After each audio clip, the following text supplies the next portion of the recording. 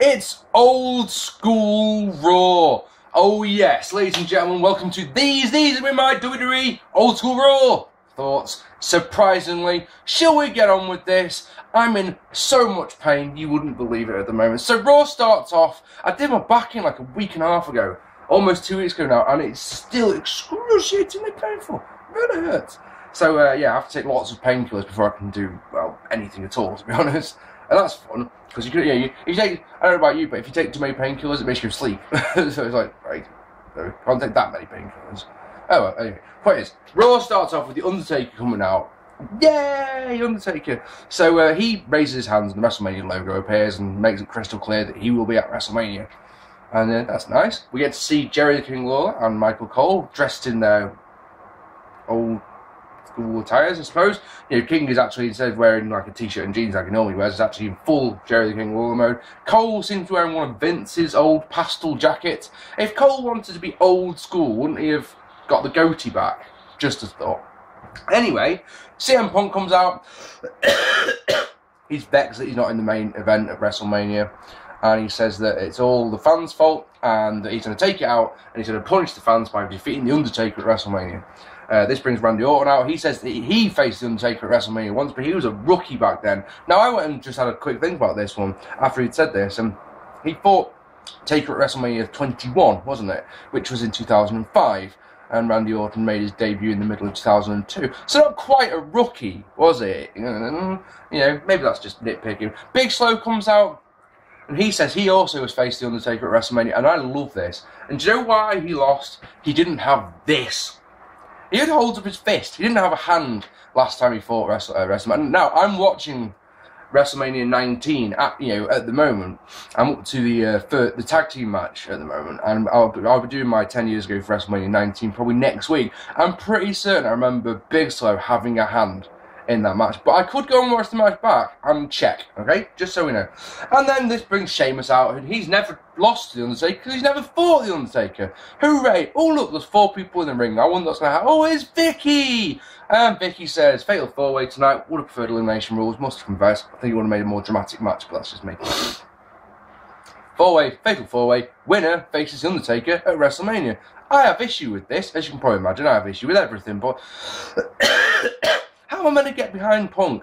I mean, it's obvious Punk's going to win. Out of those 4, Punk will win the match, right? How am I meant to get behind him when he never once beat John Cena clean and couldn't beat The Rock? How am I meant to believe that he can end the streak? I mean, seriously, WWE, this is something you've got to address this next couple of weeks. You've got to make Punk look so strong. But that's just me. Then, Ryback defeated Antonio Cesaro as once again the US champion. Don't I say this every week? The lesser champions always lose. And oh look, he lost. The match was decent. I honestly thought Cesaro was going to get the win. He actually went for the neutralizer, but Ryback reversed it into the World's Strongest Slam. Sorry, this World's Strongest Slam, I'm getting confused, I'm getting ahead of myself. Shell Shock. I'm saying the World's Strongest Slam because as Ryback's walking up the entrance ramp, Mark Henry comes down and they have an exchange of glances, which I'm guessing means that those two are going to face off at WrestleMania. Whoop-de-doo. Yay for Mania! I can't fucking wait till WrestleMania. Jesus God. Mark Henry defeated Zack Ryder in about 50 seconds. If that. Yay. Unlucky Zack. I'd get out of there if I could. And then The Miz defeating Dolph Ziggler. And we got our first legend of the show, at least half an hour. I suppose, as Undertaker's part of the current roster, I'm not counting him as a legend before anyone says. He is a legend. He is. But in this context, no. Does that make sense? Right, so this is brilliant. Dolph Ziggler has Big E Langston out with him. So who does the Miz pick to be in his corner? Yeah, that's right. He picks Ric Flair, and it's like, yeah. Because if I think of someone who could stand up to the beast that is Big E Langston, I think of a 65-year-old man, don't you? Oh yes. Not a bad match though. But you know what I'm going to say about both men? Should I even bother? Don't like face Miz. Dolph Ziggler always loses. Hard to get behind him, so, just the same as usual. Ziggler goes for a dropkick, Miz catches it, puts him into the figure 4. Oh, and after the victory, both Miz and Flair elbow drop the canvas. Again. And I'm just like going, stop it. Please stop it. If this is the WWE's way of making me think that the Miz is credible or something like that, just no. Just absolutely not. Excuse me a second. So, And The Rock came out, and after a bit of talking about how warm it is in Panama and how bloody cold it is in Buffalo, he gets serious, starts talking about WrestleMania. This brings Cena out, and these two have quite a decent package, because I was expecting a Fruity Pebbles sort of thing, and there's nothing of that, nothing at all. I'll read you what I've got down here. Cena says that Rock has beaten the Attitude Era, he's beaten Hollywood, and now he's the WWE champion. He says he promised to beat The Rock, but failed, and that sent him into a tailspin in 2012, where apparently he lost a lot, but didn't, as far as I remember. But anyway, he says that most people only get one chance at life and things like this, but he gets two, yay. And he's not going to waste it. Rock applauded Cena's passion before Cena quotes Mike Tyson, does a little Mike Tyson impression, he's just like, alright, why'd you do that in the middle of a serious... Anyway, to be the greatest in the world, you have to beat everyone in the world. And he's done everything he wanted to do in his career except beat The Rock. Rock comes back with winning is like heart. You have to have it in the right place. Only problem is that quote from Lance Armstrong, and he was full of crap too. Now, at this point, he should have dropped the mic and walked away, in my opinion, but he doesn't. Cena says he will go to Mania, right the wrong, but then Rock comes back, gets in his face, says he's going to beat him if you smell what The Rock is cooking. Intense promo. Still don't care about the match in the slightest because we've seen it before. I refuse to care about this match in any way because we were lied to once in a lifetime. Remember that? I do. I'm sure the marks out there are going, I don't give a shit, I don't care. But me, personally, don't like that. Don't why market it as once in a lifetime when you know full well that he is telling you to do it again. Excuse me. Jack Swagger versus Hacksaw Jim Duggan didn't happen after Swagger, in another desperate attempt to get into the heat, attacked Duggan and Sergeant Slaughter and Dusty Rhodes, who had accompanied Duggan to the ring with Duggan's own 2x4 Patriot Lock. Whoop-de-doo. Pointless use of three Hall of Famers here. This means like trying to get him heat, but no one cared, so it was pointless. And it's just one of those, right? So this is old school Raw because we've got the red, white, and blue ropes, and because legends get owned. Oh, right. In the back, Swagger is interviewed and then he's attacked by Del Rio and they have to be pulled apart. Team Hell No then defeated the Primetime Players in a rubbish match that Ted DiBiase watched on the outside. Ted DiBiase, incidentally, if you want to see him, to any of my fans, don't say that word, you're not my fans, you people who watch my vids. If you want to see Ted DiBiase, he is at PCW and at Southside over here in the UK in April. Both shows incidentally feature Kevin Steen as well. You should get your ass to one of those. I most likely will be doing the same.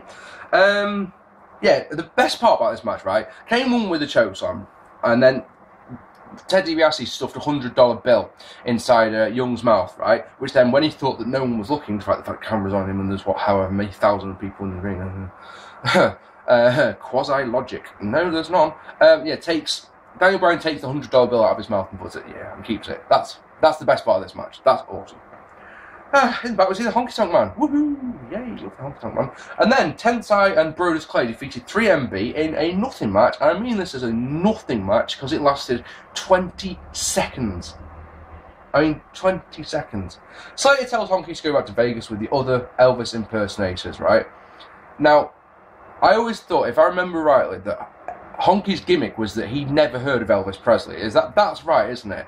So this, why didn't he come back with who? I don't know. But anyway, Honky is out of the ring. McIntyre unloads with some punches, right? Goes for a charge, misses, and Tensai rolls him up. 20 seconds, and you're like, 3 hours.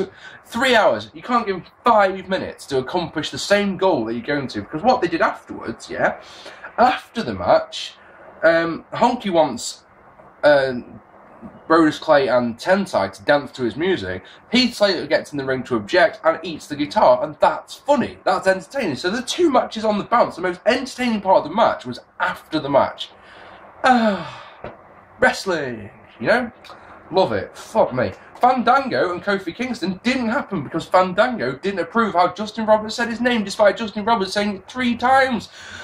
How many times have I said on these reviews that I don't care about Fandango, and this isn't a way to make me give a shit about him at all? Fuck me, this show's bullshit. We recapped last week with Paul Heyman, Vince, Brock Lesnar and Triple H before the man himself comes out. Triple H says at SummerSlam last year he wasn't sure if he was coming back. He cut his hair, he went back to being the COO. But then he saw an old man in hospital after being F5 by Brock Lesnar. He saw that man's wife, children, grandchildren, all crying because he'd had hip surgery. I don't know. And, he basically, the whole crux of this promo, and it was pretty intense, but at the same time, you just like get to the point. He calls Lesnar out for a match in 5 weeks at WrestleMania. The whole point of it. Yay. We get a recap of slow punching Luther Reigns, not Reigns, it's not Luther Reigns, I always do that, Roman Reigns, and then we get a decent package from the Shield saying that everyone's talking about the Undertaker and the WrestleMania streak, but there's another streak that's not been defeated here. We're not undefeated, don't forget about us. Then says, good luck to Randy Orton and Sheamus, and we'll see you out there later on, which we didn't, but we'll talk about that in a minute. Del Rio defeated Wade Barrett in a title versus title match, yeah. You know, watching this one, as soon as the bell goes, you're like, well, Del Rio's going to win. Because having Wade Barrett would win would mean the Intercontinental Champion had to win in a non-title match. And that'd just be fucking stupid, wouldn't it? Fucking stupid. Match was okay. Little short, only went 450. It was alright. Del Rio won with the cross-arm breaker. And Wade Barrett, another guy who just loses all the time on Raw. Next, we get a video package from Swagger and Coulter about political correctness and the death of free speech. Don't give a shit, not interested. And then the New Age Outlaws defeated Primo and Epico. Oh, BA, because they can't call him badass. Oh no, BA Billy Gunn and his ridiculous bald spot. My god, his hair is now longer than I remember ever it being. But that really is a look. I'm not going bald. I've still got really long hair. Just shave it off, dude. Yeah, interesting. I mean, it's an alright match. It's not a bad match. Yeah, it's not the worst match I've ever seen. It's nothing special, though. And what's funny for me is that Road Dogg, my god, he looked blown up, whereas Billy Gunn didn't. Now, of course, you suppose you can be fair and say that Road Dogg did the majority of the work in this match, but, you know, Famous gets the win. And then the entire roster comes out to sing Happy Birthday to Mae Young. She's 90, don't you know? And they start singing, and then CM Punk... Oh, Mean Gene leads them in the singing, by the way, because it's an old school one. Gotta will Mean Gene out of his fucking cupboard, haven't you? and one thing I loved about this is that Mae Young was grinning away, massive smile, ear-to-ear smile when they were singing Happy Birthday to her, yeah. CM Punk's music hits, and he comes out, yeah, this is a bastard thing to do, just another trying to get into more booze, yeah. Mae Young grins away to the whole thing, even when CM Punk pushes past her. I love this. I do. She had, right, do you know what she had on her face, right? She had, I'm sorry, I'm not mocking her on this one, I promise you, but she had a, I don't know where I am sort of look on her face. It was brilliant. Anyway, Punk defeated Sheamus, Big Slow, Randy Orton, a decent match. It's alright, 3 stars maybe, if you're giving the star rating. You know, no, come on, we don't know. Come on, don't be silly, 2 stars. 3 stars, come on, Mark, don't be silly. It's an alright match. Punk, though, I mean, I don't know. In my opinion, if you're going to put Punk against The Undertaker at WrestleMania, do you not think Punk should be a little bit more dominant? I understand in this one that, you know, the whole sell of this one is who's going to face The Undertaker at WrestleMania. It could be any of them, but I don't know. I think if it was me booking it, I would have made Punk just that little bit stronger. Go to sleep on Randy Orton is the thing that gets the win. Undertaker comes out and they have a stare down to end the show. I've got to say, is this the first Raw of this year where we actually had a match in the main event? Oh no, was it last week as well? Oh, I sound silly when I say things like that, don't I? Damn it. Alright, then we'll rewind and go, look, the two Raws in a row where we've had a match in the main event! Fucking yes. Let's tell you something. 2 good promos, a couple of alright matches, 2 matches that went less than a minute, a lot of stuff that didn't go anywhere. It wasn't old school in the slightest. It was old school in the fact that they had the old school music and the old school graphics and the old school ring and the old school announce table. But other than that, it really wasn't, was it? The New Age Outlaws in a match and Hacksaw Jim Duggan getting owned with a fucking 2x4 do not make it old school in my eyes. I still, oh God, I'm trying so hard, but I still don't care about WrestleMania.